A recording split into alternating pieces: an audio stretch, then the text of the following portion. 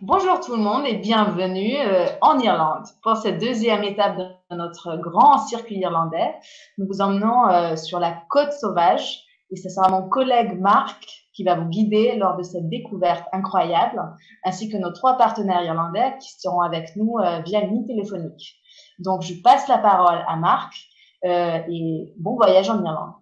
Bonjour, bonjour à nos amis agents de voyage qui sont tous, j'espère, présents aujourd'hui, sûrement de toutes les régions de France, j'imagine. Bonjour à nos amis bretons, Canavo, je sais que les Bretons souvent ont des attirances plus particulières sur l'Irlande, et bonjour aussi à tous ceux qui ne connaissent pas encore la destination, ou à ceux qui la connaissent déjà un petit peu, bien sûr. C'est une série de 4 webinars, et aujourd'hui nous allons parler plus particulièrement de la côte ouest. Le premier webinaire, qui avait lieu il y a quelques semaines, portait sur la région Est, sur la région qui s'appelle Ireland Ancient East, la région de la côte la plus rectiligne, la côte Est. Quand on regarde la carte, vous allez voir la carte qui arrive sur l'écran, et on voit que cette carte montre une côte très rectiligne, la côte de Dublin, et donc la région des terres ancestrales. Et aujourd'hui, nous allons parler plus particulièrement du Wide Atlantic Way, qui est grosso modo la côte sauvage, la côte ouest, mais il y aura aussi 2 autres webinaires à venir, notamment un sur l'Irlande du Nord et puis un autre sur Dublin. Donc c'est une série de 4 et nous sommes au 2e webinaire. Je vais aussi vous dire un petit mot sur la côte ouest de manière globale et sur la géographie de l'Irlande. Quand on pense à la côte ouest de l'Irlande, on pense souvent à des choses qui font appel un peu à des cartes postales. C'est un peu l'image d'Épinal avec le Connemara, par exemple. Et on pense bien sûr à des chansons comme celle de Michel Sardou, ou beaucoup d'autres, ou à des musiques comme les Cranberries, U2, comme les Tudor Cinema Club et beaucoup d'autres groupes de musique. Donc on a toutes ces images de l'Irlande en tête, et notamment de cette côte ouest, parce que souvent, la côte ouest représente quand même une des grandes régions d'intérêt majeur pour un premier voyage. On sait souvent que le premier voyage, ça sera peut-être Dublin, et puis l'Ouest avec ce fameux Connemara tant enchanté, décrié pour certains parce que tellement sauvage qu'on en est jaloux, mais nous on adore le Connemara bien sûr, et on a vu dans les films, on a vu dans les romans, on a vu dans des tas d'œuvres que le Connemara bien sûr faisait rêver beaucoup les Français, puis c'est un nom qui résonne. Mais la côte ouest, ce n'est pas que le Connemara, bien loin de là. Et nous allons avoir 3 Irlandais, 3 invités qui vont venir vous parler de tout ceci et vous donner leur point de vue, peut-être leurs secrets et puis peut-être aussi des petites astuces sur les régions qu'ils aiment sur cette côte ouest parce que la côte est très variée. Pour planter le décor, donc l'Irlande, grosso modo, ça représente 70 000 km² pour la République et 14 000 km² pour l'Irlande du Nord. Ça ne vous dira peut-être pas grand-chose, mais pour vous donner un ordre d'idée plus pratique des choses, c'est grosso modo la Bretagne. Donc ça, c'est peut-être plus parlant quand on parle de surface et de taille de l'Irlande. Le fleuve principal en Irlande, c'est le Shannon, qui coule en plein milieu de l'île. Et quand on fait une coupe transversale de l'île d'Irlande, on pourrait voir que l'Irlande, c'est un peu comme une assiette creuse, avec ce fleuve qui coule en plein milieu, et puis un petit peu de relief sur les bords, mais jamais de grosses montagnes ou de gros massifs alpins comme en France, par exemple. Le plus haut sommet d'Irlande, c'est 1043 mètres et se situe dans les péninsules du sud. Donc, on n'a pas vraiment de grandes chaînes de montagnes. Je parle de ceci parce qu'en fait, ça va impliquer et on va comprendre pourquoi on parle de cette côte sauvage. Elle est vraiment sauvage et très belle. Elle fait vraiment rêver pour différentes raisons.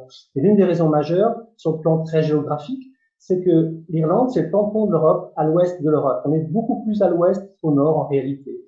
Et quand on regarde une carte d'Europe, on le voit bien. En face de cette côte ouest, bien sûr, ce sont les États-Unis et tout le continent nord-américain qui nous regarde.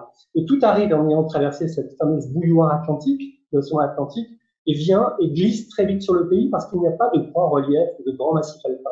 Donc le temps va changer très très vite en Irlande, et c'est aussi ce qui va faire que non seulement on a un temps qui change vite, qu'on a des couleurs qui varient beaucoup, et qu'on a des paysages assez sublimes et magnifiques, qui font que souvent les cinéastes, les photographes, les gens qui font des livres de photos, les gens qui font des publicités vont chercher l'Irlande pour s'en inspirer ou pour faire voir de jolis paysages, de beaux environnements marins par exemple. Donc cette côte sauvage a vraiment une raison. La mer est omniprésente. Quand vous êtes en Irlande, vous n'êtes jamais plus loin de 110 km de la mer. Donc la mer est un paramètre important quand on parle d'Irlande. Elle est vraiment omniprésente dans la culture, dans l'esprit des gens, mais aussi dans la géographie, puisque vous allez voir que le système routier, par exemple, en Irlande, est un petit système routier où il faut ne pas hésiter, surtout sur cette côte sauvage, à longer le bord des côtes, à partir le long des péninsules et ne pas rester que sur les grands axes. Et je dirais même plus, Bien sûr, une voiture sera très pratique pour visiter, mais il ne faut pas hésiter à poser sa voiture et puis aller marcher, faire du vélo, découvrir et s'immerger un peu avec la culture, avec les gens, avec l'environnement, etc. Donc ça, c'est un paramètre important aussi. Juste une petite chose sur la météo. On a une question qui revient souvent quand les agents de voyage nous parlent d'Irlande. On dit oui, alors moi je voudrais bien vendre l'Irlande, mais la météo, parfois mes clients sont un petit peu sceptiques. Alors, on a mené une grande enquête internationale avec l'Office de tourisme. On a interrogé le plus grand cabinet en fait météorologique à travers le monde, les oracles, le mar de café, et on a une réponse à vous donner très simple pour vos clients. Il ne pleut que 2 fois par semaine en Irlande, une fois 5 jours et une fois 2 jours. Je dis ceci un petit peu en plaisantant parce que c'est vrai que c'est une question qui revient souvent et on est très à l'aise avec ça. Le temps change vite, mais c'est aussi un des paramètres intéressants en Irlande. C'est ce qui fait aussi la beauté des paysages et c'est ce qui fait aussi qu'on a ces côtes sauvages, bien sûr. Et puis, on est protégé par ce qu'on appelle le Gulf Stream. En réalité, cette Gulf Stream, c'est la dérive nord-atlantique. C'est un petit morceau du Gulf Stream qui vient et qui arrive par Cork et qui protège toute l'île d'Irlande et bien sûr jusqu'à la côte ouest aussi. On va peut-être aussi parler maintenant des accès à l'Irlande, bien sûr, avec notamment les accès aériens et les accès de ferry. Vous avez une grande latitude en termes de transport aérien, puisque, comme vous le savez sûrement, la compagnie Aer Lingus est la compagnie nationale irlandaise, historique. Et il y a aussi beaucoup d'autres compagnies comme Transavia, CityJet, EasyJet ou Ryanair. Et l'intérêt aussi pour les Français, c'est qu'il y a énormément de départs de régions maintenant. Et ça, c'est une chose importante parce que, en tant qu'agent de voyage, quand vous vendez l'Irlande, pouvoir dire à quelqu'un qui habite à Nice, à Marseille, à Perpignan, à Rodez, à Biarritz ou ailleurs, qu'il y a des départs de région, même si ce sont des départs saisonniers pour certains, ça veut dire pour le client qu'il n'a pas à monter à Paris. Ça veut dire pour le client qu'il n'a pas à prendre une nuit d'hôtel la veille ou le soir quand il revient et qu'il peut poser sa voiture dans son aéroport local, souvent à des coûts raisonnables et dans un environnement qu'il maîtrise. Donc, le choix de la desserte est quand même très important. Alors, quand on parle de la région du Wild Atlantic Web, cette côte sauvage, c'est vrai que la région de Cork est privilégiée parce qu'on a à la fois du ferry et à la fois de l'avion. Donc, il y a quand même un grand choix en termes de transport. Pour le ferry, là aussi, les compagnies sont assez connues. On va parler de la Brittany Ferries qui va parler aux Bretons, mais pas que, ou de Irish Ferries, et également de la Stena Line, comme on peut voir sur la carte qui va arriver sur vos écrans. Il y a 2 sortes de transports, les transports par la Grande-Bretagne et les transports directs. Les transports par la Grande-Bretagne sont intéressants aussi parce qu'on peut très bien s'imaginer faire le trajet sans courir et prendre son temps pour arriver en Irlande de manière assez reposée et décontractée. Les transports directs, on embarque une seule fois à Cherbourg ou à Roscoff, par exemple, et on arrive directement en Irlande, à Rosslare, à Cork ou à Dublin. En termes de voyagistes, pour vous, en termes de tour opérateur, d'agents de voyage, le ferry, c'est aussi un transport qui plaît beaucoup aux Français parce que ça veut dire qu'on peut emmener ce qu'on veut dans sa voiture. On n'est pas limité en poids d'abord. Donc, on peut emmener ses valises, on peut emmener son matériel de sport, on peut emmener sa selle de cheval, on peut emmener ses bottes pour aller pêcher, ses cannes à pêche, on peut emmener tout ça sans être limité par le poids des bagages avion et donc prendre son temps et rouler décontracté en Irlande. C'est de la petite route. On n'est pas sur des routes qui sont avec du gros trafic. On va conduire tranquillement à son rythme. La moyenne horaire sera de 50 à 60 à l'heure. Donc, c'est une conduite très décontractée où on s'arrête souvent parce qu'il y a un inventaire à la prévère sur les routes. C'est vrai, avec des gens qui sont à vélo, qui se promènent, des gens qui se baladent, qui font des photos comme vous, et puis parce qu'on a tout simplement envie de s'arrêter soi-même pour faire des photos, et ça nous arrive à nous encore souvent quand on va en Irlande, et même en tant que professionnel de l'Irlande, de s'arrêter parce qu'il y a un golfe magnifique, par exemple, et qu'on a envie de faire une photo, parce qu'il y a des péninsules sublimes, et qu'on a envie de prendre le cliché, enfin ce genre de choses. Donc la route en Irlande est très agréable, et le ferry s'y prête très très bien pour ça. Petite particularité pour 2018, et là vous pouvez prendre vos stylos si vous voulez, Irish Ferries, ça a quasiment doublé en 2018 les capacités de transport sur l'Irlande. C'est important, parce qu'ils vont introduire un nouveau bateau, une nouvelle unité, et pas une petite, parce qu'en fait, en réalité, c'est un bateau de 1900 passagers avec plus de 1200 voitures et 440 cabines. Ce qui veut dire que ça va amener quand même une capacité de transport énorme, très très bienvenue, et notamment pour tous ceux qui ont envie d'aller voir ces régions de l'Ouest et du Wild Atlantic Way. Donc ça, c'est une chose aussi importante. Beaucoup de gens prennent la voiture aussi en location, bien sûr, quand on arrive à l'avion, et ça se fait très très bien également, bien sûr. Mais c'est vrai qu'on a un choix. Sur une petite durée, on peut très bien imaginer prendre l'avion. Et puis sur une plus longue durée, quelqu'un qui part en famille, 15 jours ou 3 semaines, quelqu'un qui loue une maison, par exemple, en Irlande, va peut-être se dire, je pars avec ma petite famille, et puis finalement, je peux emmener tout ce que je souhaite dans ma voiture, et ce côté ferry sera très pratique. Donc, pour aussi bien des longues durées, bien sûr, aussi. C'est vrai que ça demande d'avoir peut-être un peu plus de temps quand on est avec du ferry qu'avec de l'avion. Parce que les durées de transport vont être en gros de Cherbourg 21 heures de bateau et de Roscoff à peu près 12-13 heures de bateau. Donc, si on a 10 jours, ça veut dire qu'on va avoir peut-être une grosse semaine en Irlande parce qu'on a grosso modo 24 heures à 12-13 heures de transport en ferry, bien sûr.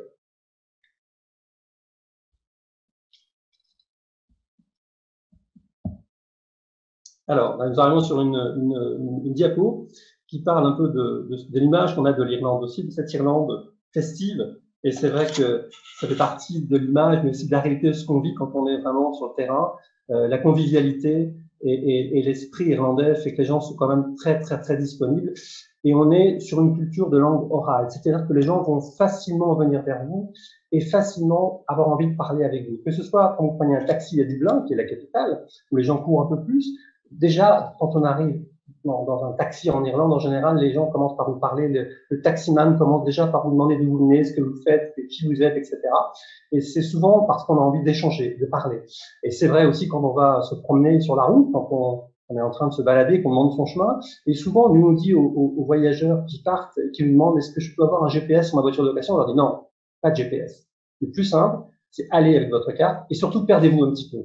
N'hésitez pas à vous perdre parce que c'est souvent quand on se perd, on est obligé de s'arrêter au coin de la rue pour interroger les trois messieurs avec la casquette là, qui sont en train de discuter au bord de la route et qu'on se rend compte que tout d'un coup, ce monsieur vous dit sans vous connaître du tout, mais bien sûr, je vais vous indiquer la route, il lâche sa conversation, il monte dans sa voiture et il fait 20 km pour vous emmener au prochain carrefour que vous cherchez ou jusqu'au site que vous vouliez visiter. Donc ça, c'est vraiment l'esprit irlandais, la culture celtique, le côté oral des choses fait que c'est vrai que la tradition orale est très forte et les Irlandais sont peut-être pas des gens très, très timides, on va dire, plutôt facile à pousser la chansonnette, plutôt facile à parler, à échanger avec vous.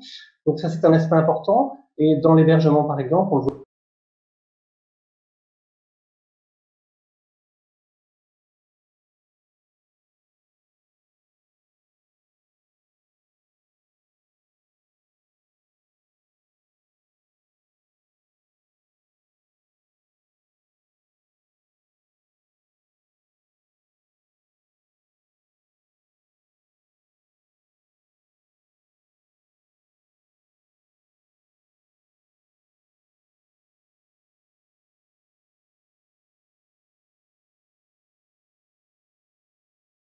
sans aucune retenue par rapport à ça. Donc cette culture orale, ce côté accueillant, ce côté festif, c'est vrai.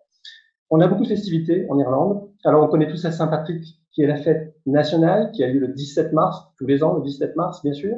On parle aussi plus récemment d'Halloween, qui est une fête irlandaise, en fait, ou des fêtes de Noël, où les gens vont aussi fêter Noël en Irlande. Il y a beaucoup d'autres choses, que ce soit en termes de golf, avec des championnats de golf très connus, comme l'Irish Open, des courses de chevaux sur les plages en Irlande, du côté de Galway, que ce soit festival de littérature à Dublin, un festival d'opéra qui a lieu dans le Wicklow, qui est à ses côtés aussi, le grand festival de jazz à Cork qui a lieu en octobre, qui est international celui-ci, ou le festival des célibataires, oui, le festival des célibataires pour rencontrer l'âme sœur, qui a lieu à Lisdoonvarna dans le comté de Clare, et qui à lui seul vaut le déplacement, par exemple, ou des choses assez étonnantes comme l'Irish Redhead Convention, qui est le festival des roues, et les roues viennent du monde entier pour se rencontrer en Irlande.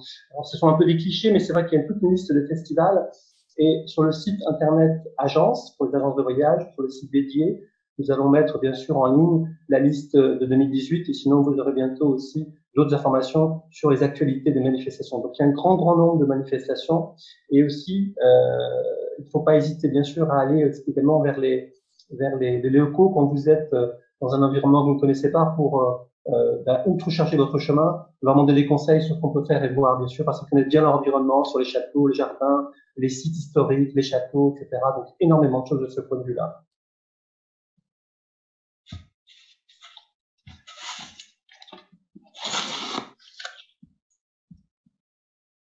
Alors, la gastronomie. Quand on parle de gastronomie au français, bien sûr, souvent on se dit, est-ce qu'on va bien manger en Irlande? Est-ce que c'est comme dans certains pays voisins ou pas? Est-ce que ce sera de la viande bouillie? Non, je vous rassure, c'est pas du tout le cas. L'Irlande a une tradition maintenant gastronomique bien établie. est reconnu. Et la première des choses auxquelles on pense quand on va en Irlande, c'est quand on se lève le matin, c'est le petit déjeuner. Première des choses, le petit déjeuner irlandais, c'est à lui seul un régal. Moi, je vous conseille fortement de demander le full Irish breakfast le matin parce que c'est ce qu'il faut pour affronter la journée. C'est ce qu'il faut pour faire face à toutes les visites qu'on aura à faire quand on est touriste, qu'on va se promener. Et tout simplement, c'est quand même le petit déjeuner cuisiné traditionnel qu'on a toujours fait en Irlande, avec bien sûr du sucré et du salé, des œufs, du bacon, des saucisses, mais aussi toast, confiture, etc. Et il y a un élément important dans ce petit déjeuner, outre le plat cuisiné que ça représente, qu'on peut aimer ou pas et qu'on n'est pas obligé de prendre non plus, bien sûr, c'est ce fameux pain irlandais qu'on retrouve souvent en Irlande et pas qu'au petit déjeuner, qui est proche du gâteau. Il y a énormément de variantes. Parfois, c'est très moelleux comme du gâteau. C'est presque un petit peu sucré. D'autres fois, c'est avec d'autres arômes et d'autres choses. Ça varie un petit peu, mais à lui seul, ça vaut le détour. Et quand on parle de pain, on pense aussi souvent en France au fromage. Alors, bien sûr, la France est connue pour ça, mais vous allez être étonné de voir qu'en Irlande, il y a beaucoup de choses en termes de fromage aussi, notamment le fait que ce sont que des petites productions très très locales et limitées, et souvent assez savoureuses. Je pense par exemple au Cashel Blue, qui est de la région de Cashel, qui est une pâte persillée.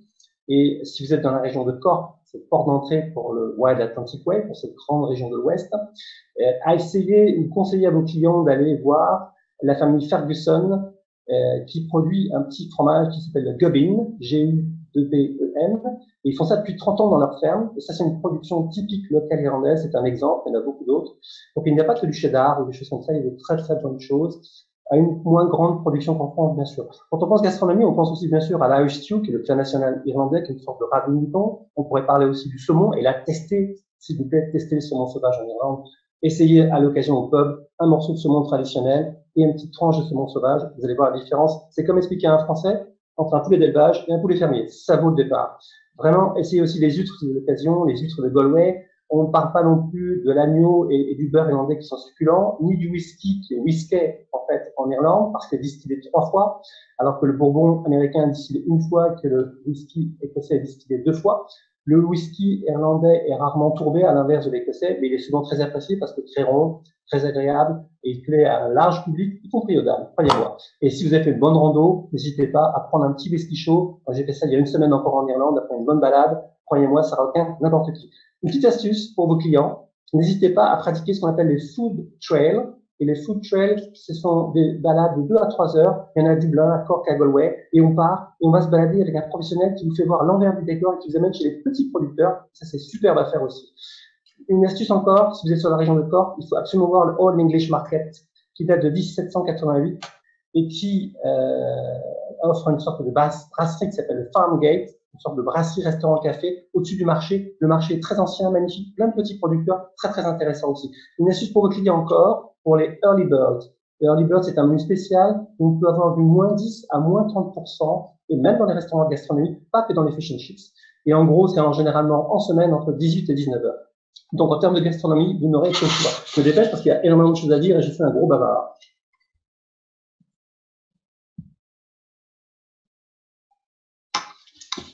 Alors, destination mythique d'Irlande, oui, bien sûr. D'abord parce que les Français ont toujours adoré l'Irlande, parce qu'il y a beaucoup d'échanges toujours avec l'Irlande, et pas qu'avec les Bretons, bien sûr.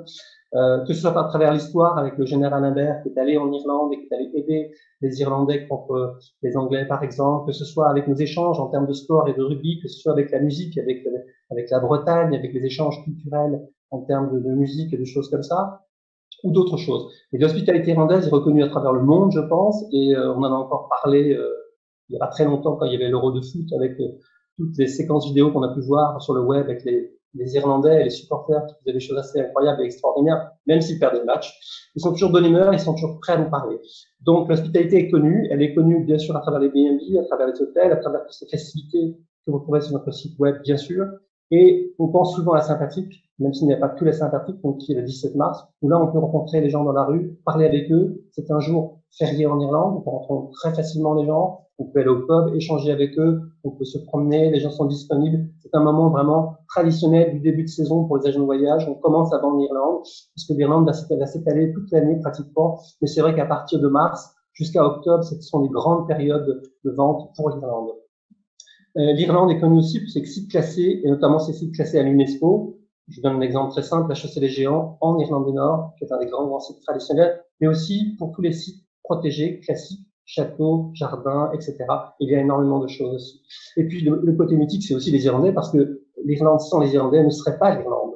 Donc bien sûr, la rencontre avec les Irlandais, le côté très naturel, spontané, le côté également très blagueur, beaucoup de bonne humeur, beaucoup de petites plaisanteries souvent. Ils aiment bien pousser la chansonnette aussi avec les Français, bien sûr. On va peut-être passer à la slide suivante, parce qu'il y a aussi des chiffres à vous donner.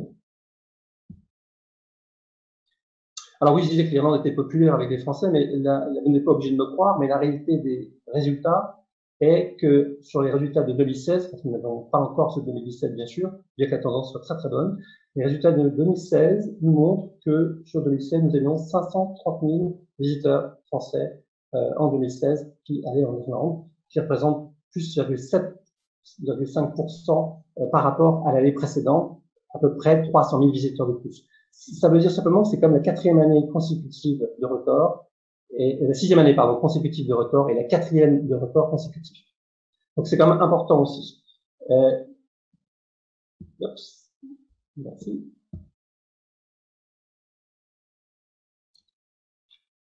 Alors, voilà, je viens là un petit peu vers nos professionnels. Je ne vais pas accaparer la parole tout le temps non plus et ne faire que parler moi-même. Donc, nous allons avoir nos différents professionnels qui vont nous parler tout à l'heure de différentes régions de cette côte ouest, parce qu'elle est très variée, cette côte ouest. On verra qu'entre les péninsules du sud, ça n'a rien à voir avec la partie au-dessus qui s'appelle la partie du Burren, par exemple, ou que le Connemara n'a rien à voir avec la région de Donegal ou de Sligo.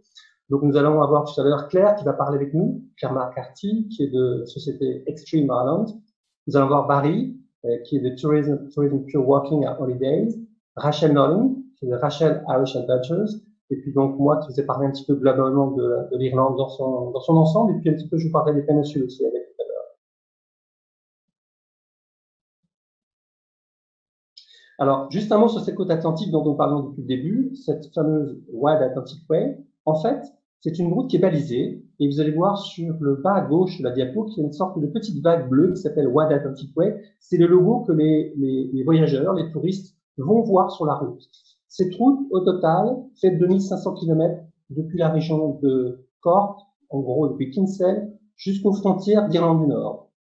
Pour faire tout ça, vous allez voir à gauche un petit peu les temps de parcours, il faut compter une vingtaine de jours, ce qui est quand même assez conséquent. Tout le monde ne veut peut-être pas partir 20 jours. Mais on peut très bien faire différents morceaux qui vont avoir des durées de visite assez raisonnables et assez faciles à faire. De 1 à 3 jours, par exemple, pour la partie qui est sur le nord, Causeway Coastal Routes, qui était juste tout en haut de l'Irlande du Nord, là qu'on voit sur la carte tracée rouge, ou d'autres morceaux de cette côte atlantique, comme Donegal, qui se fait en 5 jours, par exemple. Donc on a le choix de pouvoir vraiment faire des morceaux et de faire par étapes, sans avoir à tout faire, bien sûr. Et souvent, quand on arrive pour une semaine très concrètement dans la région de Cork, eh bien, on peut faire les presqu'îles, ou on peut monter un peu plus haut, faire un autre morceau, ou tout en haut, faire une partie. Et si on a la chance d'avoir un peu plus de temps, par exemple, une famille qui part en ferry 3 semaines en Irlande, va peut-être se dire, eh bien, on va voyager en faisant une semaine de location dans la région de Cork, par exemple, pour se poser, se reposer un peu. La deuxième semaine, on va peut-être aller chez l'habitant, parce que les ados que l'on emmène avec nous, la petite famille va avoir envie que les ados parlent anglais et ils vont chercher le contact avec l'habitant. Et puis la troisième semaine, eh bien, peut-être qu'on fera un peu d'hôtel pour que maman ne fasse pas la cuisine tous les jours, que les parents se reposent un petit peu aussi et finissent sur quelque chose d'un petit peu plus luxueux, entre guillemets. Donc on pourrait tout imaginer par rapport à ça, mais sachez qu'il y a une grande différence. Il y a pas mal de circuits avec des temps de parcours assez faciles à réaliser, même si on ne fait pas tout.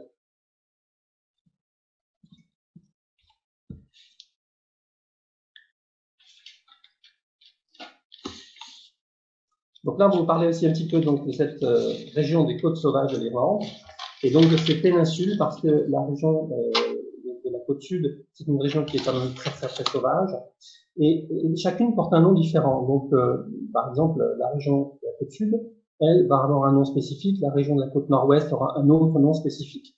Donc, vous allez voir sur la petite diapo que la partie donc, des presqu'îles, ce sont ces doigts qui avancent dans la mer, et ce sont en fait des presqu'îles qui sont un peu comme un décor de cinéma. La route est vraiment très sinueuse le long des côtes. Il faut en profiter. Il faut surtout pas zapper, surtout pas chercher à couper, mais vraiment rester en bord de mer, profiter pleinement de ces routes magnifiques et puis de voir un peu tout ce qu'il y a autour avec toutes les les châteaux, les jardins dont on parlait tout à l'heure, mais aussi simplement pour s'arrêter ou pour marcher un petit peu, faire du vélo, des choses comme ça. Il y a beaucoup de petites îles tout le long aussi de ces presqu'îles, donc ça c'est super également à voir. Et puis si on remonte un petit peu, donc c'est la partie qu'on appelle les cliff coast, c'est des falaises en fait, avec notamment les fameuses falaises de Moher, qui sont très belles et très connues, mais il n'y a pas que ces falaises-là. Juste à côté, il y a une autre région, un autre petit village, en fait, pardon, plus qu'une région, qui s'appelle Kilki, et qui présente de très très jolies falaises aussi, et peut-être moins connues que celles de Moher, qui sont très grandes et très connues. Au-dessus, la partie Bay Coast, là, ce sont vraiment en fait des grandes anses, des grandes baies, avec pas mal aussi de plages, certaines, petites plages souvent, mais assez belles et assez sauvages. Ensuite, on passe à la partie des surf coasts, où bien sûr les surfeurs viennent dans les Gaules et pas que là, mais notamment là, pratiquer dans les beaux rouleaux de la côte atlantique ouest, dans cet environnement sauvage et naturel. Et puis la partie des promontoires, dans la zone en fait d'Onegal, au-dessus encore, proche de l'Irlande du Nord. Donc chaque zone porte un nom un petit peu différent et a ses petites caractéristiques. C'est un petit peu comme sur les côtes atlantiques françaises, mais quand on est à Biarritz, on n'est pas à Bordeaux. Quand on est à Bordeaux, on n'est pas à Nantes. Quand on est à Nantes, on n'est pas non plus ni à Quimper, ni à Brest. Bien sûr, chacune est différente.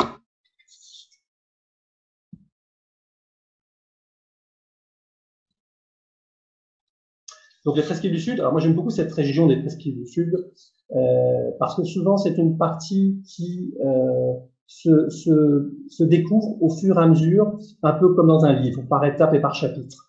Quand on se promène, on a vraiment cette impression de décor de cinéma dont je parlais, parce que vraiment ce sont des presqu'îles qui sont l'une derrière les autres, et on les voit, elles se dessinent comme sur un décor de théâtre ou de cinéma. Moi j'étais dans ces régions il y a peu de temps encore, il y a une dizaine de jours grosso modo, et je suis allé sur l'extrémité de l'une de ces péninsules, et à un endroit qui s'appelle Misenhead. Et cet endroit, je le connais. Et pourtant, quand j'y suis retourné il y a une dizaine de jours, j'étais encore subjugué par l'endroit.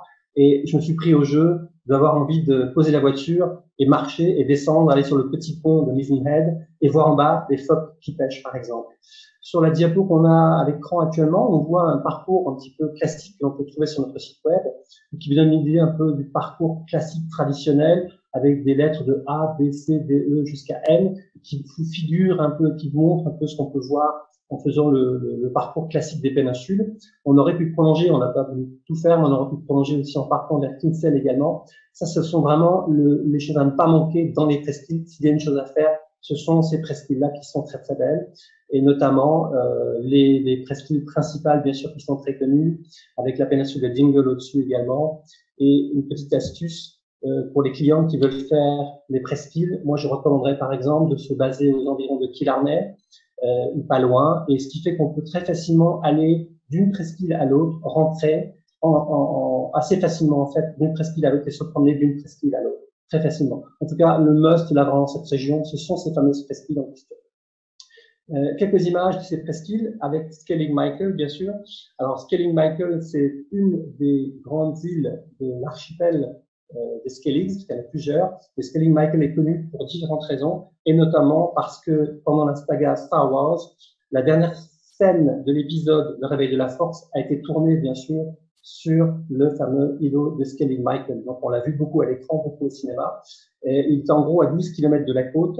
Il culmine à 110 mètres au-dessus de la mer avec un petit phare. C'est un endroit un petit peu particulier, un peu mystique. On peut voir cette personne qui descend des escaliers en pierre. Et en fait, ce qu'on ne voit pas, c'est que derrière, il y a beaucoup de huttes en pierre. Et c'est lié, en fait, à l'histoire de l'île. Autrefois, au VIe siècle, il y avait des moines qui vivaient sur cet îlot, très reculés, qui étaient vraiment dans la quiétude dans cet endroit magnifique et sauvage. Et ils ont construit ces marches une à une et ces huttes en pierre pendant très, très, très longtemps.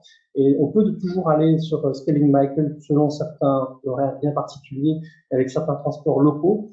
C'est pas toujours accessible facilement avec la météo, mais c'est un endroit qui est quand même magique et qui est quand même sublime. Cela dit, si vous ne pouvez pas aller sur les Scaling Michael, ou si vos clients ne peuvent pas aller sur les Scaling Michael, quand vous êtes sur la péninsule de Dingle, il y a un oratoire, cette espèce de hutte de pierre qu'on trouve sur Scaling Michael, l'oratoire en pierre, cette hutte de pierre, identique à celle de Scaling Michael, il y en a plusieurs. Il y en a une sur la péninsule de Dingle qui s'appelle l'oratoire de Galarus. Et donc, on peut s'imaginer ce que ça représente, ces huttes de pierre qui sont sur Scaling Michael. C'est un endroit qui est magique et qui est sublime aussi. On voit un petit peu, sur la péninsule de Dingle, on voit un petit peu les lumières que ça représente. Et souvent, quand on arrive, qu'il y a des lumières un peu comme ça rasantes. On voit tous les lacs, c'est comme un peu des miroirs posés sur les presqu'îles et sur les péninsules. C'est vraiment très impressionnant parce qu'on n'a pas du tout l'impression d'être dans la réalité, mais dans un film, dans un décor de cinéma, encore une fois. Sheepshead, juste à côté, un petit mot, une très belle balade à faire sur cette petite presqu'île, 88 km, en gros 2 à 3 jours de rando, où on peut faire une journée, une petite partie avec un magnifique phare au bout de la presqu'île et c'est super. Et j'accélère un peu parce que ma collègue me fait signe que je parle trop. Alors, j'ai beaucoup parlé et dit pas mal de petites choses. Je vais maintenant passer la parole à quelqu'un qui s'appelle Rachel, qui est une Irlandaise et qui parle très très bien français, vous allez voir, qui connaît très bien la France aussi, et qui va vous parler un petit peu de cette région des falaises, qui est une belle région. Donc, elle va nous faire voyager, nous donner ses petits conseils et ses idées de visite. Rachel, je te donne la parole. Merci beaucoup, Marc. Donc, moi, c'est Rachel. Je vais parler un peu moins rapide moins vite que Marc. Donc, moi, je vais vous parler de la côte de falaise sur le Wild Atlantic Way. Et aussi, je vais toucher un peu sur le gastronomie encore et le responsible tourism. Juste pour commencer, je vais vous expliquer un petit peu de Rachel's Irish Adventures et ce qu'on fait. Donc, on est basé à County Mayo. Et on organise des séjours à la carte. Partout en Irlande, mais surtout à Galway, Mayo, Sligo, Leitrim et Donegal, hors des sentiers battus. Notre clément, c'est immersion, sensation et plaisir. Et à County Mayo, à Ballina, j'ai une chambre d'hôte avec ma mère qui est aussi dans le guide de l'Utah. Ça existe depuis 27 ans. Où elle aussi, elle donne des cours de cuisine. Elle a écrit 4 livres, mais surtout, c'est une maman typique d'Irlande qui aime cuisiner et partager ses passions. C'est pour ça que je pense que j'ai pris quelques kilos dedans il y a quelques années. Et en plus de ça, on organise des dégustations de whisky. On a 20 vélos, des kayaks, voilà, on organise des excursions à la journée ou une semaine ou 2 semaines. On peut faire des groupes entre 6 et 8 personnes, comme ça c'est plus personnel, mais on peut aussi organiser pour des groupes plus larges. Voilà, donc ça c'est un petit peu sur ce qu'on fait avec Rachel's Adventures. Donc pour parler un peu de le côté de falaise, c'est une région qui est, je pense, peut-être le plus connue sur le côte ouest, sur le Wild Atlantic Way. C'est assez fréquenté, mais c'est pour bonne raison. Parce que c'est vraiment très, très beau. Le plus connu, peut-être, c'est le Cliffs de Moher, le falaise de Moher, qui est pas très loin non plus de l'aéroport de Shannon. C'est 120 mètres, mais il y a des très, très belles randonnées de faire autour de ça. Soit en trail, sinon en mode balade. Mais vraiment le plus important bien, c'est d'aller à le bon heure, parce que c'est vrai que il y a pas mal de monde. À côté de ça, il y a le Burren, qui est un parc national de 1500 hectares, qui est vraiment extraordinaire. C'est très bien pour faire des balades, des vélos, et aussi pour les gens qui sont intéressés par la généalogie. En plus, dans cette county, donc c'est County Clare, qui est entre Galway et County Kerry, on parle maintenant, il y a aussi des villes et ça, pour prendre le bateau là, tu prends un petit village qui s'appelle Doolin, qui est aussi excellent pour le live music, qui est vraiment donc c'est très très festif. Il y a toujours un endroit pour quand on a un pantiniste, en bonne whisky comme moi qui l'a parlé tout à l'heure. Il y a des très bons whisky en Irlande. Donc il y a 3 villes. Il y a Inchmore qui est la plus grande. Il y a Inchman qui est à peu près 200 habitants. Et Inchmore qui est le plus petit, qui est 3 km par 3 km. Donc pour une journée en journée, c'est très très bien de prendre le bateau. C'est une expérience que je conseille à tout le monde, c'est d'aller sur une île d'Irlande. Si c'est pas les îles d'Ireland, il y a des îles presque tous les côtes. À Mayo, il y a Île Claire, Île Strack, Île Acker, à Donegal, il y avait Tory Island, Iron Island, il y en a beaucoup. Mais c'est vraiment, ça garde beaucoup de valeur et les gens sont très fiers de leur île et de montrer leur culture, leurs traditions. Et c'est bien aussi d'aller là-bas pour faire travailler plus les petits producteurs et des champs d'eau. Si c'est possible, quand vous allez sur les îles, il vaut toujours mieux de rester au moins une nuit pour avoir cette vraiment expérience d'être immersé dans le culture. Donc après, sur le côte de falaise aussi, pour faire le vélo, c'est excellent. J'ai eu la chance l'année dernière, moi j'ai fait beaucoup de sport de endurance personnellement, et j'ai fait tout le côte ouest, Kinsale jusqu'à Derry, 10 200 km en 7 jours. Là, si vous voulez faire un peu plus de temps, c'est aussi possible. Mais je peux confirmer, c'est extraordinaire. On a des routes, vraiment, je fais du vélo partout, mais les routes sont très bonnes. Le caille dans chaque village est vraiment excellent. Et c'est quelque chose, si les gens qui aiment faire du vélo, c'est quelque chose à faire. Là, cette course, celui-là que j'ai fait, c'est chaque 4 ans. Et c'est le 5e, c'est dans le top 5 course plus dure mondiale en vélo. Donc pour les gens qui vraiment aiment le sport, je pense que c'est pas mal. Il y a une autre agence maintenant qui commence à faire le Wild Atlantic Way en étape avec le vélo, donc pendant 17 jours, et c'est avec étape 10 fois par an, qui est vraiment excellent, et c'est un très bon moyen même de faire un petit party pour découvrir Irlande avec le vélo. Donc je conseille vraiment ça pour les gens qui aiment le vélo. Après, sur le côte ouest aussi, le surf est très connu, surtout là, dans ce côté de falaise ici, à la Hinch. C'est très connu pour faire le surf, et aussi le kayak. Mais il y a vraiment tout dans chaque région, aussi si les gens fait le stage de yoga, de cuisine,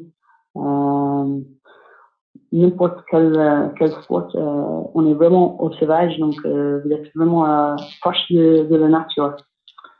Voilà, donc juste pour parler un petit peu aussi sur la cuisine, Marc a touché sur le circuit gastronomie, c'est quelque chose de la Fletcher Irish Adventures que je commence à faire à partir de l'année prochaine.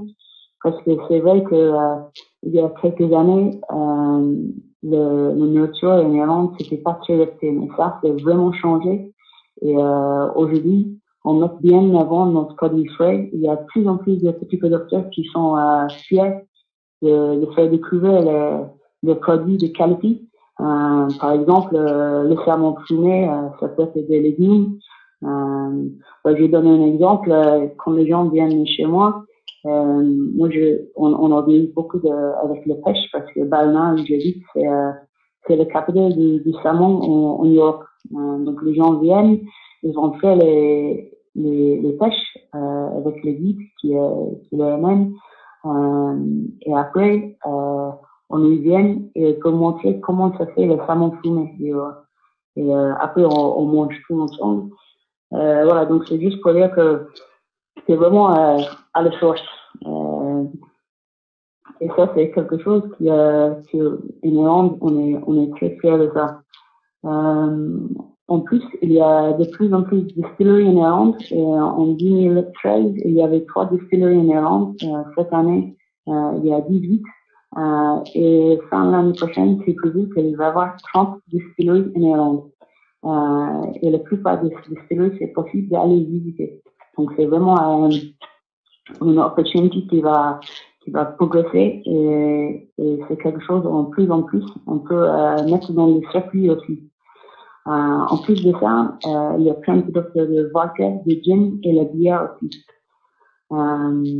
Donc avec Rachel's Irish Adventures aussi, j'organise des dégustations de whisky privées, comme je travaille dans ce domaine pendant 6 ans.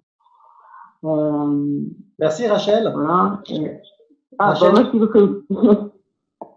Merci beaucoup pour toutes ces indications et tes petits secrets et toutes ces belles idées pour nos amis agents de voyage. On va continuer à voyager un petit peu plus et nous allons maintenant demander à Barry de nous donner ses idées et ses secrets et ses points de vue sur cette région, cette belle région de Connemara qui fait tant rêver les Français, bien sûr, et du Mayo. Barry, tu es avec nous? Je suis là, Marc, merci. Bonjour Barry. Bonjour tout le monde, je m'appelle. C'est bon? J'y vais. Bonjour tout le monde, merci d'avoir assisté donc aujourd'hui avec nous en parlant de l'Irlande et surtout du Wild Atlantic Way. Je m'appelle Barry, B-A-2-R-Y, et moi je vais vous parler donc de la côte des baies, à savoir le Connemara et mon comté à moi, le Mayo. Alors, où c'est? Bon, le Connemara, c'est au nord et à l'ouest de la ville charmante de Galway. C'est une ville de à peu près 70 000 habitants. C'est une ville qui est vive, qui est magnifique.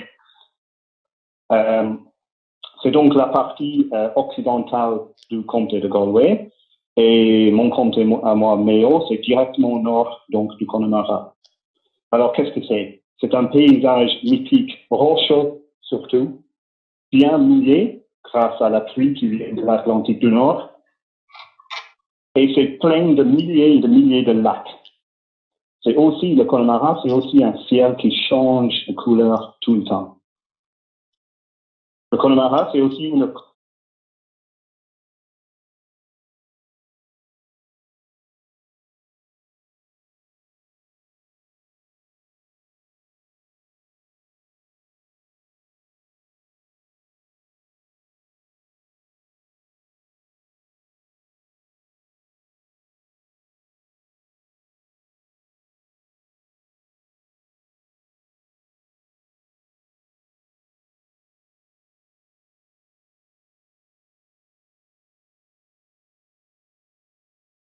la baie de la Terre Noire. C'est aussi une région très, très peu peuplée. Mais pour nous qui y habitent, c'est la vraie Irlande sauvage dont on rêve quand on pense à notre pays. Le Connemara et le Mayo, donc, c'est très peu peuplé, comme je vous ai dit, avec des petites villes comme, par exemple, Westport, qui est sur le Clew Bay, donc dans le comté de Mayo. C'est une petite ville de peut-être 4000 habitants, pas plus, mais génial, avec superbes bars traditionnels.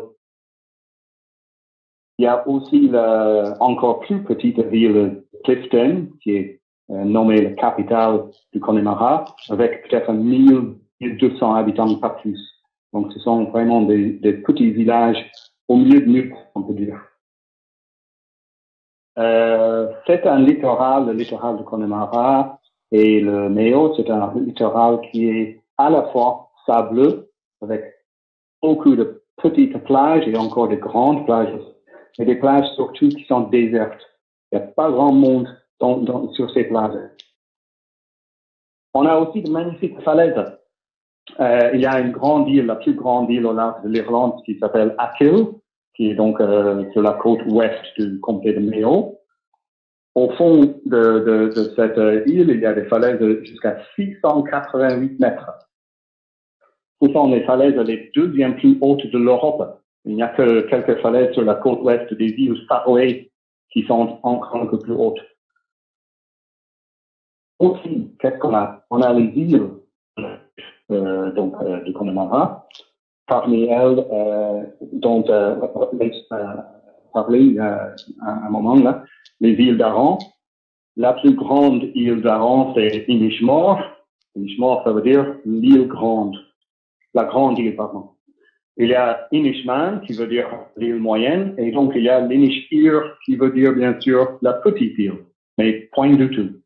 Ça veut dire en fait l'île de l'Est, parce que c'est l'île qui est la plus proche du continent, juste au large des falaises de Moher, dont Rachel a aussi parlé. Mais on a aussi d'autres îles. Moi, en tant que guide attitré par l'Office national du tourisme, une tour que je propose, c'est d'aller visiter une petite île abandonnée au large de Mayo qui s'appelle Inishki. Et Inishki a été abandonnée dans les années 30. On peut y aller découvrir une nature pure, voir les anciennes maisons, etc. Et de temps en temps, c'est pas garanti bien sûr, mais si on a de la chance, on aura de très grand plaisir de rencontrer des dauphins lors du trajet. Et ça, on sait jamais. En parlant de rando pédestre, d'ailleurs, guidé, ce que je propose, et je ne suis pas le seul à proposer non plus, bien sûr, j'ai pas mal de collègues, parmi eux, Rachel. Ce qu'on a dans le Connemara et le Mayo, qui est surtout intéressant pour faire des randos pédestres, c'est les sentiers hors piste. On marche pas du tout sur la bitume ici. On a pas mal de sentiers, on a des chemins balisés et non balisés. Et parmi ces chemins, on a le Western Way, donc le chemin de l'Ouest, qui a une longueur d'à peu près 100 km. Et pour faire le Western Way, ce qu'on fait, c'est qu'on démarre dans le Connemara même. On découvre les vastes tourbières du Connemara. On découvre et on marche le long du Solfjord, donc de l'Irlande qui arrive. Et on est hébergé typiquement chez l'habitant, donc dans les bed and breakfast. Bon, on a toujours le choix aussi d'utiliser les petits hôtels. Mais chez l'habitant, c'est super sympa. Ce qu'on découvre aussi sur ces randos, c'est surtout les pubs, les bars irlandais avec de la musique celte traditionnelle. Ce qui est une magnifique façon de finir son jour, n'est-ce pas? D'ailleurs, en pensant des pubs irlandais, je m'amuse toujours avec les Français qui viennent ici pour faire la rando, parce que il y en a, donc les Français, il y en a qui aiment ça, qui adorent ça, qui plongent dedans, découvrir le bruit des pubs irlandais, la foule qui est dedans. Et il y en a aussi qui sont bouleversés par ça, qui n'ont pas l'habitude. Et donc, c'est bien sûr à nos guides de les rassurer et de les, disons, persuader d'entrer découvrir cette partie, disons, intégrale de notre culture. Merci Barry. Barry, on va bientôt passer la parole à notre invitée suivante qui est Claire. Mais juste avant ça, dis-moi, est-ce que toi, tu fais de la musique aussi? Pardon, excusez-moi. Est-ce que toi, Barry, tu joues aussi de la musique? Ah, malheureusement, non. Mais j'ai trois enfants et tous mes enfants jouent à quelque chose, ouais. Donc voilà, la tradition est respectée. Ah oui, tout à fait. Et d'ailleurs, Marc, vous avez eu une image là tout à l'heure de ce qu'on appelle un station. Et c'était une image tout à fait typique. Il y avait quelqu'un qui avait peut-être 70 ans. Il y avait un autre gars qui avait peut-être 12 ans. Ça, c'est tout à fait typique et qui est magnifique. C'est vrai que c'est le pub, c'est le point de rencontre sociale où effectivement, même encore maintenant, on voit toutes générations confondues, les gens viennent pour se détendre, viennent pour parler, viennent pour faire un peu de musique ou non. Tout à fait. C'est un point de rencontre sociale très important. C'est un peu l'équivalent de l'agora dans les pays du Sud, de la place de village dans les pays du Sud. On se rencontre au pub en Irlande, c'est le lieu d'échange avant toute chose. Merci Barry. Voilà. Allez. Merci pour à bientôt, merci. Merci pour tes petits conseils. Je vais demander à Claire McCarthy d'Extreme Ireland de nous faire voyager à son tour dans sa région. Claire, tu es là? Oui, bonjour Marc. Marc, merci pour cette magnifique introduction sur les langues qui me rend vraiment très fière d'être irlandaise. Je suis sûre que Rachel et Barry ressentent la même chose. Et donc, bonjour tout le monde. Moi, je m'appelle Claire. Merci beaucoup d'être là. Ça me rend très heureuse. Et donc, moi, je travaille pour la compagnie Extreme Ireland. Nous sommes une compagnie qui offre des séjours privés en Irlande. Je suis aussi une guide francophone. Et ce que j'aime énormément, j'aime beaucoup de mon métier, je fais ça depuis quelques années, c'est d'accueillir les gens en Irlande, de leur démontrer vraiment ce pays qui est le mien. Et je suis vraiment heureuse de parler aujourd'hui de la Wild Atlantic Way, la route atlantique sauvage, qui est une des régions que j'adore. J'habite à Dublin, mais j'aimerais tellement habiter à Galway ou dans le comté de Donegal ou Kerry. C'est vraiment une très jolie région. Donc moi, je vais vous parler aujourd'hui du surf. Et alors vraiment, ce qui est important dans le Wide Atlantic Way, c'est le mot sauvage. Et je pense qu'on ne peut pas le souligner plus que ça, comme Marc l'a souligné aussi. C'est vraiment cet aspect de la côte ouest qu'on retrouve. C'est vraiment le mot sauvage. Et de ce fait, l'ouest de l'Irlande est en fait une des régions les plus populaires au monde pour le surf. Pas beaucoup de gens le savent, mais on accueille des surfeurs venant vraiment des quatre coins du monde, beaucoup d'Américains. C'est vraiment une région très populaire. Et comme vous voyez donc sur cette carte, j'ai mis des étoiles jaunes le long en fait de la route atlantique sauvage du Wide Atlantic Way pour en fait démontrer tous les points de surf, donc toutes les régions, tous les endroits où on peut faire du surf et où se trouvent aussi d'ailleurs des écoles de surf très très populaires pour tous les niveaux de surf. Donc vraiment, on peut accueillir des apprentis, mais surtout des professionnels. Et donc si on regarde, je sais qu'il y a pas mal d'étoiles jaunes, mais si on commence par le nord, il y en a une qui est sur la route verte, c'est à Portrush dans le nord de l'Irlande, région très populaire pour le surf. Et si on continue le long de la ligne, on retrouve des étoiles surtout dans le comté de Donegal. Et vraiment, c'est une région très très réputée pour ses plages, pour ses paysages et pour justement cet aspect sauvage puisqu'elle se retrouve vraiment dans le nord-ouest. Et d'ailleurs, elle a été nommée la région la plus cool au monde par National Geographic Traveler sur leur cool list de 2017. Donc vraiment une région très populaire. On a des villes telles que Bundoran, Bundoran, où se passe d'ailleurs tous les ans en avril le Irish National Championship, qui est en fait un championnat de surf tous les ans en avril. Et c'est aussi ici qu'en 2011 était le championnat européen de surf. Donc ici à Bundoran, mais aussi à Mullaghmore dans le comté de Sligo, qui est juste tout à fait au sud du comté de Donegal. Si on continue le long de la ligne, on retrouve aussi Eski dans le comté de Sligo, très populaire pour le surf. Et donc j'avais mentionné Mullaghmore, vraiment Mullaghmore Head, très populaire pour ses vagues hawaïennes d'ailleurs qui vont jusqu'à 17 mètres de haut. Et donc c'est ici que s'est passée donc la compétition de surf en 2011 européenne. On a aussi, alors si on continue à descendre, vous voyez que dans le Connemara, j'ai pas beaucoup mis d'étoiles parce que vraiment, je vais en parler, c'est vraiment d'autres sports qu'on peut retrouver dans cette région. Ça, je vais en parler là. Mais si on continue à descendre dans le comté de Clare, près des falaises de Moher, vous constatez beaucoup d'étoiles jaunes aussi. Il y a beaucoup de régions où on peut faire du surf là. Par exemple, à Lahinch, il y a 5 écoles de surf en tout dans cette toute petite ville, ce tout petit village. Et d'ailleurs, région Lahinch, c'est très populaire parce qu'elle accueille des centaines de surfeurs les week-ends, que ce soit des locaux ou que ce soit des Irlandais ou des gens venant d'ailleurs. Et j'avais aussi parlé d'école de surf à Strandhill dans le comté de Sligo. C'est vraiment un paradis pour les surfeurs puisqu'il y a une surf cam qui est opérationnelle là 24 heures sur 24. Donc on a vraiment des professionnels qui viennent ici, des apprentis qui vont dans les écoles de surf le long de la côte. D'ailleurs, il y a un fameux surfeur irlandais qui s'appelle Neil Brighton, qui vient donc du comté de Sligo, Strandhill. Il vient d'ici.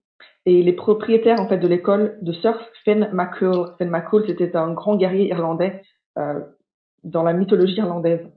Ce Neil Brighton, il a surfé partout dans le monde. Il a été juge pour le International Pro Surfing Tour, un championnat international de surf entre 1997 et 2004. Et il offre aujourd'hui même des sessions de surf pour tous les niveaux. Et vous avez vu, j'ai mis une image aussi d'une grande vague, vous voyez, une vague assez impressionnante. Ça s'appelle la vague Aileen, Aileen's Wave. Elle se trouve à 3 km des falaises de Moher, Cliffs of Moher. Et je voulais vous montrer la taille qu'elle fait. Elle va jusqu'à 12 mètres de haut. Et on voit un surfeur qui essaye d'affronter cette vague. Donc pour les plus courageux, c'est eux qui affrontent cette vague. Donc on a vraiment des vagues allant même jusqu'à 17 mètres de haut dans le comté de Donegal. Donc c'est vraiment une région très très populaire pour le surf. Si on descend aussi du comté de Clare jusqu'à dans le comté de sud-ouest, je citoile, on voit beaucoup de péninsules qui sont déchiquetées vers la côte. Mais on a des plages très populaires comme la plage de Inch Beach près de Dingle dans le comté du Kerry, sur la péninsule de Dingle, qui est très populaire. Il y a une école de surf aussi dans le comté du Kerry, sur l'anneau du Kerry aussi, une école de surf, et un peu plus au sud dans le comté de Cork. Donc vraiment une région, c'est vraiment ce vent atlantique sauvage qui est très très fort, qui vient de l'ouest, qui donc crée ces vagues impressionnantes. Et d'ailleurs la vague que vous voyez, la vague Aileen, c'est une des vagues les plus hautes au monde, elle fait 12 mètres de haut, et elle est associée en fait aux dieux celtiques. Nous, les Irlandais, on aime nos légendes, on aime associer tout ce qui est sauvage, tout ce qui est impressionnant à nos dieux celtiques. Et donc, ce qui s'est passé, c'est que ces dieux celtiques étaient en colère lorsque notre patron saint, Saint Patrick, a converti le peuple au christianisme au 5e siècle, et ces dieux celtiques ont sauté dans la mer, et ils étaient tellement en colère qu'ils ont créé donc la vague Aileen. Si je vous montre le deuxième slide avec plusieurs photos qu'on peut apercevoir ici. Alors bien sûr, autre que le surf, il y a d'autres types de sports qu'on peut faire le long de la route atlantique. Vraiment, l'Irlande, c'est un jardin. Moi, c'est un grand jardin. Moi, j'amène des groupes en bus et tout ce que je veux faire, c'est les faire descendre et marcher avec eux parce que c'est vraiment impressionnant. C'est un grand jardin. On peut marcher partout. Je pense que Barry et Rachel ont touché sur le fait qu'on vraiment on marche sur des sentiers hors piste, mais on a aussi des randonnées organisées. Ça peut être guidé aussi. Mais c'est vraiment le vélo et la randonnée sont vraiment les deux sports, je pense, les plus populaires sur cette région. Il y a vraiment rien de mieux pour découvrir l'Irlande, à mon avis, et je pense pour tous les Irlandais. Nous, on peut prendre la voiture et aller le long de la côte sauvage et marcher un peu, ça c'est parfait. Mais les randonnées organisées ou les vélos, c'est vraiment parfait pour découvrir l'Irlande, puisque c'est un grand jardin.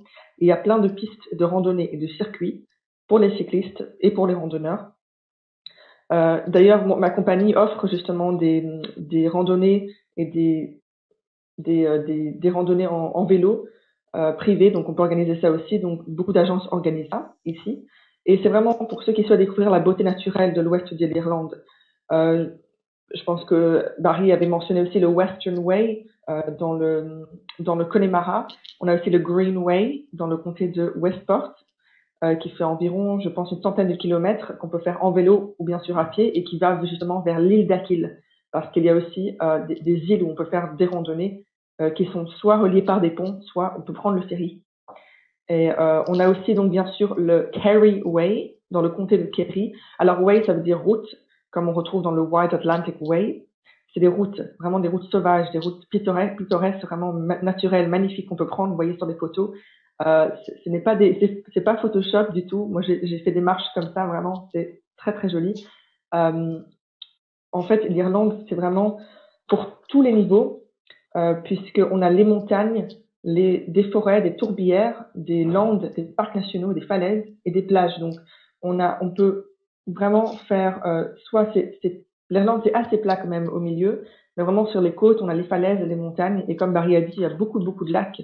Et de ce fait, on peut faire énormément de kayak en Irlande. On offre des activités telles que le kayak, très très important puisqu'on est complètement recouvert de lacs, surtout dans le Connemara. On peut aussi faire, si vous voyez des voiles avec des voiles rouges, ça c'est les Galway Hawkers Race. C'est des courses à voile, en fait, qu'on retrouve justement typiques de la région de Galway. En fait, c'était des anciens bateaux de pêche qui sont toujours utilisés aujourd'hui, mais qui autrefois servaient à transporter la tourbe vers les îles d'Aran, qui n'avaient pas accès à la tourbe. Claire? Oui? Claire, merci beaucoup.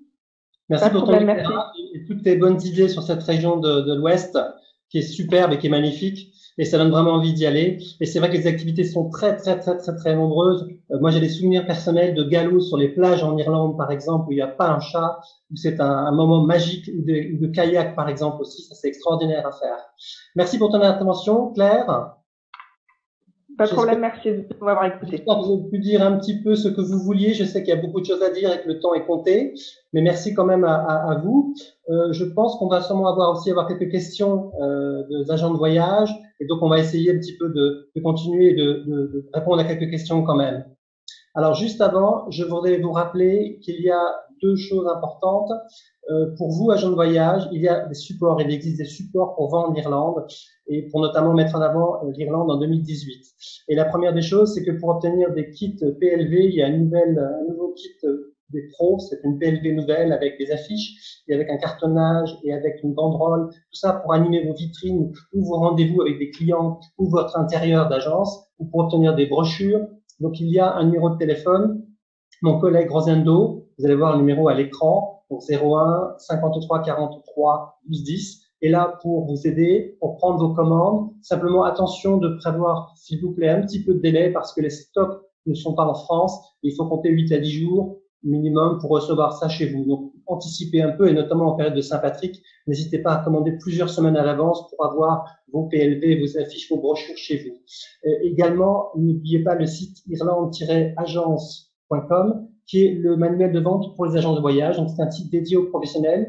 Il est récent, il est en cours encore d'amélioration, bien sûr. Et on va essayer de mettre régulièrement des choses dessus pour vous donner les nouveautés, les manifestations et beaucoup d'autres informations qui seront très utiles pour vous. Alors, donc maintenant, on va essayer de passer à la partie questions-réponses et autant que faire se peut, vous répondre un petit peu sur quelques-unes des nombreuses questions qui sont arrivées.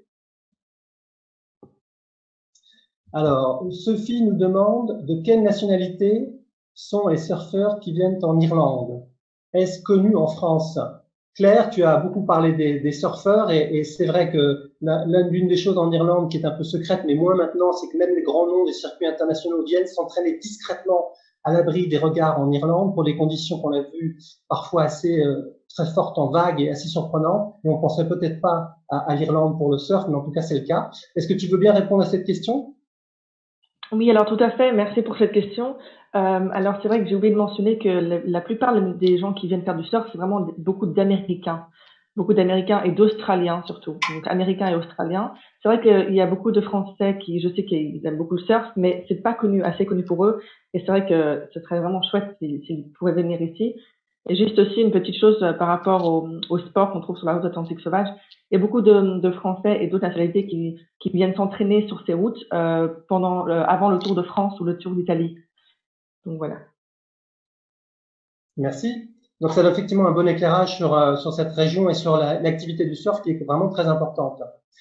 Quelqu'un d'autre, Claire, je reste avec toi, pardon, me demande, y a-t-il une saison favorite pour le surf? Selon la taille des vagues, par exemple, ou est-ce qu'il faut un niveau minimum pour le surf? Alors la bonne nouvelle, c'est que on peut faire du surf toute l'année. Les écoles de surf sont ouvertes toute l'année, puisque bon, c'est vrai que on parle toujours de la météo en Irlande. Par exemple, moi ici, il fait le ciel bleu, il ne pleut pas, et c'est difficile d'y croire, mais c'est vrai que pas mal d'écoles de surf sont ouvertes toute l'année. Et comme on a ce vent assez sauvage qui vient durant toute l'année, il est possible de faire du surf pendant toute l'année. Donc. Super. Et c'est vrai qu'on en a parlé un petit peu en début de session, mais la chance que nous avons en Irlande, c'est d'être protégé par ce fameux Gulf Stream, qui est en fait la dérive nord-atlantique du Gulf Stream, qui est un morceau qui vient effectivement protéger, amener ces eaux très douces et amener aussi ces mélanges d'eau qui font qu'on a des vagues souvent très très hautes et très très belles et qui font rêver les gens, et pas que les photographes, mais aussi les touristes. Quand on voit par exemple les terrains de golf le long des bords de mer avec des vagues magnifiques derrière, c'est vraiment encore une fois un décor de carte postale et un décor de rêve. On s'arrête facilement, même quand on est habitué, pour admirer que ce soit les vagues ou le terrain de golf à côté ou ce genre de choses. Une autre personne me parle également aussi des formes d'hébergement. Un agent de voyage demande existe-t-il des formes d'hébergement type farmhouse comme en Islande? Alors, Rachel, tu veux bien peut-être nous parler un petit peu des hébergements?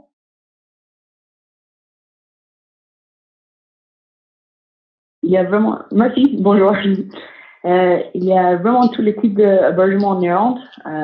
S'il y a des gens qui veulent faire, par exemple, du camping, des hébergements jeunesse, des chambres d'hôtes, des hôtels de luxe et des châteaux. Moi, je conseille vraiment aussi les chambres d'hôtes parce que je pense que c'est vraiment le culture d'Irlande. Tu habites chez les habitants. Donc, vous avez vraiment cette expérience famille. Ici, on aime bien partager notre culture, de parler de la région. On est très fiers. Et je pense que ça, c'est pour avoir une expérience proche des gens. Je pense que les chambres d'hôtes, peut-être, c'est le mieux. Mais c'est vrai qu'il y a vraiment tous les types d'expériences qu'on peut avoir en Irlande. Souvent, les gens passent 1 ou 2 nuits dans un château et les autres, par exemple, dans le chambre d'hôtes. Donc, je pense qu'on a vraiment tout. Merci Rachel. Et c'est vrai qu'il ne faut pas hésiter, encore une fois, pour vos clients à mélanger les styles d'hébergement. C'est une découverte qui est vraiment très enrichissante et qui amène d'autres regards sur l'Irlande, la culture et les gens, mélanger des habitants avec de l'hôtel et pourquoi pas finir avec un petit manoir de charme ou même y aller juste pour un verre, par exemple, pour découvrir l'endroit. Une question qui va peut-être intéresser Barry aussi, où on me demande, pour les séjours vélo et rando en self-guided, les chemins sont-ils tout de même bien balisés? Barry? Oui, merci pour la question. Oui, on a des sentiers qui sont bien balisés, mais pour moi, à mon avis personnel, aller faire de la rando hors piste, hors sentier balisé, c'est le plus intéressant, c'est-à-dire sur les tourbières ou sur nos mi-montagnes. Mais oui, des sentiers balisés, il y en a jusqu'à 100 km, 150 km de longueur.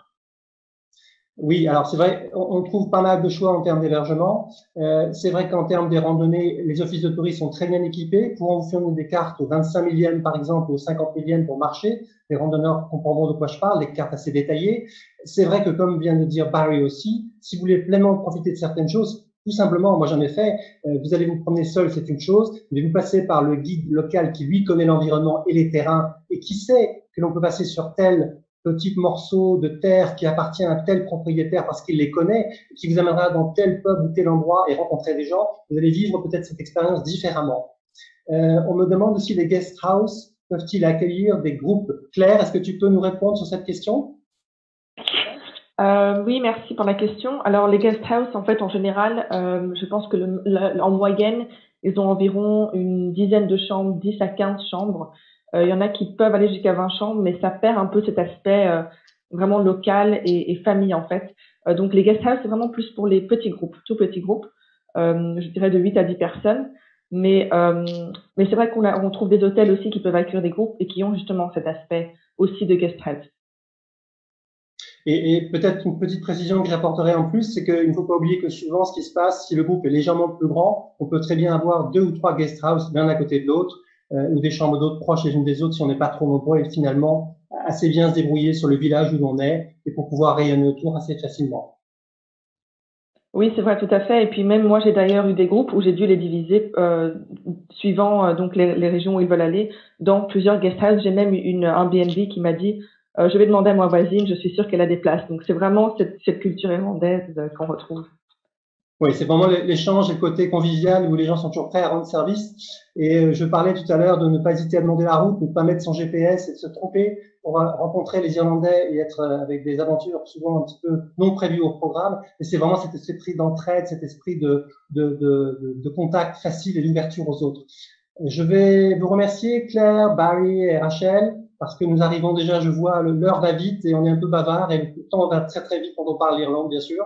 Et je voudrais te remercier tous, ainsi que les agents de voyage.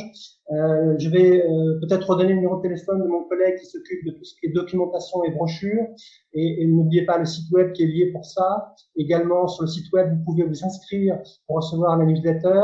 Et puis, depuis ce site web, pour les agents de voyage, il y a également l'accès à tout ce qui est le content pool pour les photos, les vidéos, etc. N'hésitez pas pour faire des brochures ou pour animer des présentations. Et nous allons répondre aux autres questions que nous avons reçues également par mail. Et dernière chose, je voudrais vous rappeler qu'il y aura donc 2 autres webinars, un sur l'Irlande du Nord et un autre sur Dublin très bientôt. Donc voilà, restez attentifs, n'hésitez pas à aller sur notre site pour suivre tout ça et sur les liens du Tourmag pour suivre donc les prochaines dates à venir qui sont très proches. Prochaine fois, ça sera l'Irlande du Nord. Merci à vous tous, merci à tous les agents de voyage, merci pour votre temps, merci à nos amis irlandais en Irlande. On est jaloux de ne pas être en Irlande avec vous. Merci beaucoup de nous avoir écoutés. Merci à tout le monde. Merci, au revoir. Merci, au revoir. Merci, au revoir.